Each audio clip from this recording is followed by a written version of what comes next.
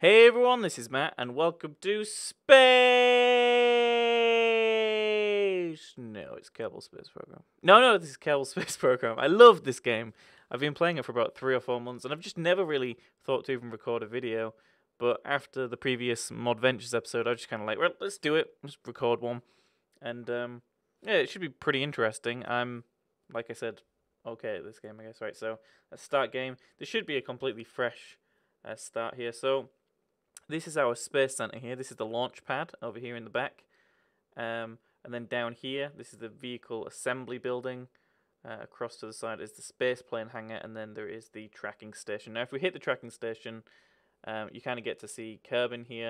And then if we zoom out, you can also see Mun. And then kind of in its big elliptical orbit, all the way out there, is Minmus, the bigger planet all the way out there. So I'm going to try to make these episodes, when I do them, fairly short. They're not going to have any sort of kind of ideas or anything like behind them. They're going to be very quick. And yeah, we'll skip tutorial. We know how to build things. We're good. We know how to build things. Okay, so command module. Let's move you up to the top. And let's just build a really small, really quick ship. Just to start things off, just because we can, I think is probably the best way to do this. It's been about a week since I last played, so kind of my memory's gone a little bit. But there's things like that they're adding. Now, I will talk about the game very quickly while I'm building here. It's in development. If you can actually play it for free on one of the older versions. So if you feel like playing an older free version, then go ahead, you can. Or if you support it, you can get this newest version, which includes space planes and all these lovely new pieces. Again, I feel like it's one of those games that people can enjoy, and that's why the free version is there. And then if they enjoy it enough, it might persuade them to get the next version. Very similar to how Minecraft did things back in the day. Which is pretty good because you can support it, you can test it. There's so many mods and additions you can get for this as well. Again, I'm not really building anything of merit here. I'm just building something fairly quickly, so that we can so I can show you guys off how really the game works. Because in future episodes we will do a much more structured kind of build of things. This probably won't get us very far. But we shouldn't do too shabby with this. Again, I'm not using any of the fuel boosters on this one. I'm just going for a straight engine build, which isn't always the best idea, but it's not too bad. That was an awful connection there. Let's try that again. I think this game actually brings out the OCD side of me more than Minecraft does, because I always want things to be lined up right. Which can be kind of a bit crazy, I suppose. Oops, no, I want this on a 4. But I mean, there's so many options with this. It's absolutely crazy. God, I can never get these lined up properly. Come on, come on, come on, you stupid thing.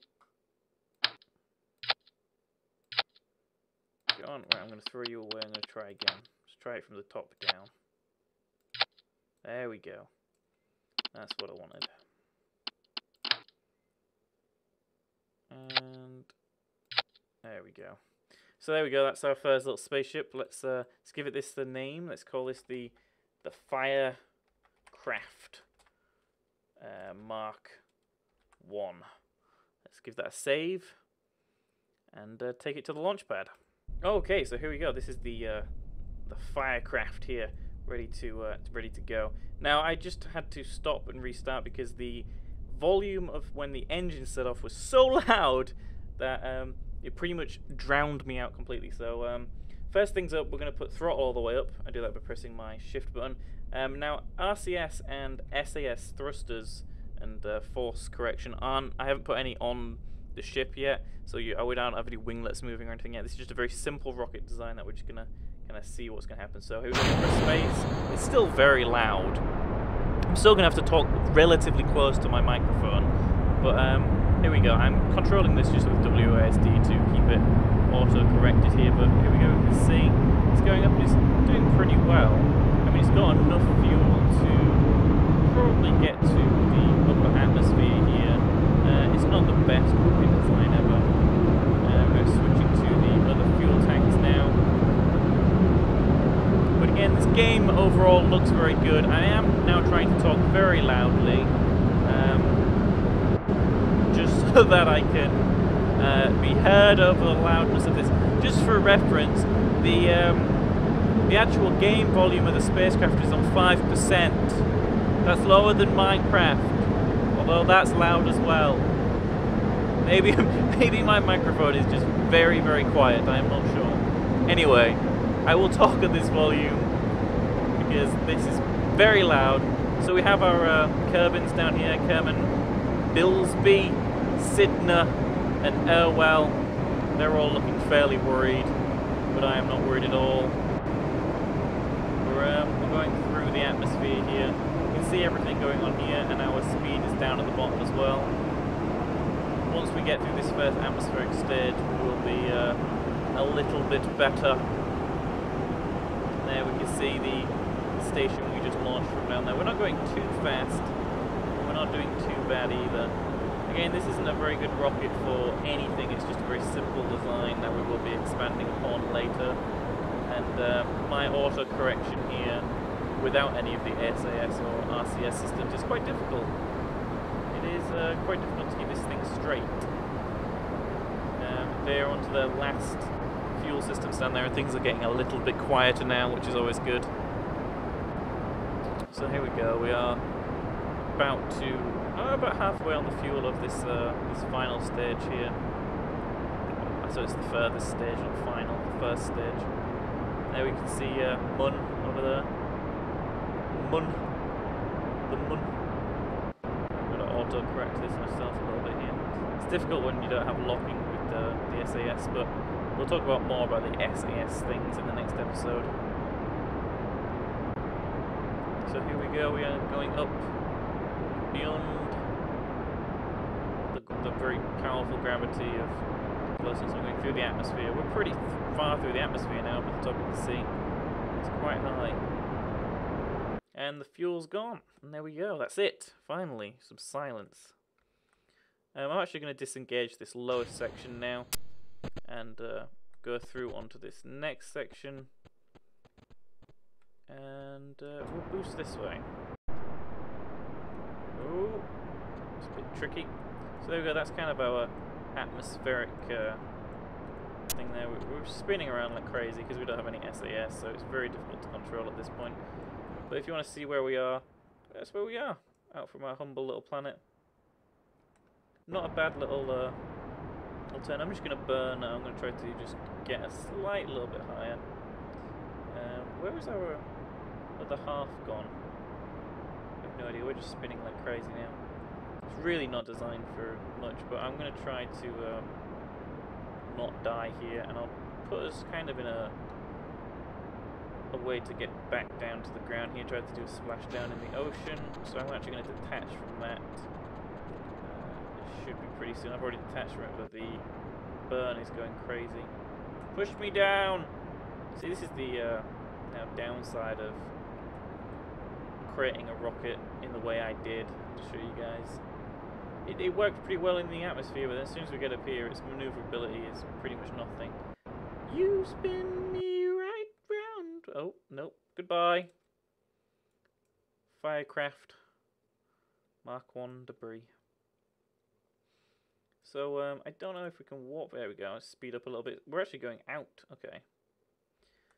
See if we can. There we go. Now we're coming back down again. So let's slow ourselves back down again. And you can see the debris down here. What I'm going to do is I'm going to do this. I'm actually going to burn back down, which is a really bad idea. But, you know, why not? Let's spin again. Woo! Oh. Goodbye. My little piece. Right, goodbye, fuel engine. And let's speed things up as we come crashing back down to the planet Kerbal here. Oh, let's not do that. Wow, I could spin that thing really quick. And there we go. This has been the first episode of Kerbal Space Program. You can see the Space Center there. God, there is a lot of wind drag. Let's go to this. Yeah.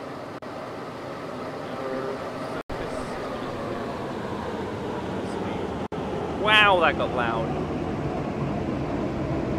So, overall, as I shout over the loudness of the wind, we went up from over here. Okay, you can see the background. Went up from there, all the way up to space, and then we're now coming hurtling back down at thousands of meters per second, I think that is. And, we're just above the ocean. Our parachute is not yet deployed, but there we go. And we sail carefully into the ocean to be picked up by the SS Kerbal, one of the collection boats at some point, no doubt. But thank you for watching. This has been the first episode of my Kerbal Space Program video, so splash down. Thank you very much for watching, and I'll see you guys next time.